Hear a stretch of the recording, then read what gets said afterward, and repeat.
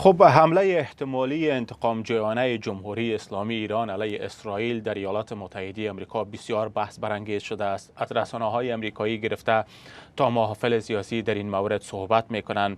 حالا در میان ترس از حمله ایران بر اسرائیل، ایالات متحده آمریکا نیروهای کمکی به خاورمیانه می‌فرسته.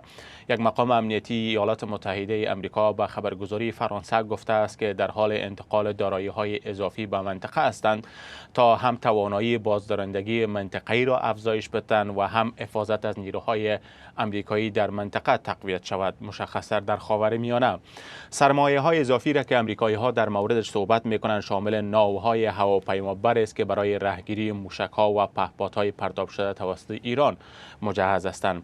از طرف دیگر اسرائیل هم خودش برای دفع حمله جمهوری اسلامی ایران آماده کرده است. رسانه‌های اسرائیلی را که ما دنبال کردم گزارش دادند که این حمله ممکن توسط گروه‌های نیابتی جمهوری اسلامی ایران انجام شود. این وضعیت از طرف دیگر ترس و وحشت در میان مقام‌های اسرائیلی نیز ایجاد کرده، چنانکه بر اساس گزارش‌ها اسرائیل برخی از نمایندگی‌های دیپلماتیک خودش در بسیاری از کشورها، البته در برخی از کشورهای بیرونی تخلیه کرده است، و اما مقام‌های اسرائیلی تا اکنون به گونه رسمی در این مورد صحبت نکردند.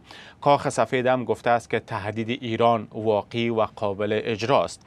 CNN از طرف دیگر گزارش داده که ایران 100 موشک کروز و پهپاد را در داخل خاک خود آماده کرده است و این موشک‌ها ممکن به اهداف در اسرائیل پرتاب شوند. و این نگرانی ها در حال مطرح است که آیت الله علی خامنه‌ای رهبر ایران در واکنش به حمله اسرائیل به سفارت جمهوری اسلامی ایران در دمشق تاکید کرده است که اسرائیل باید مجازات شود و خواهد شد.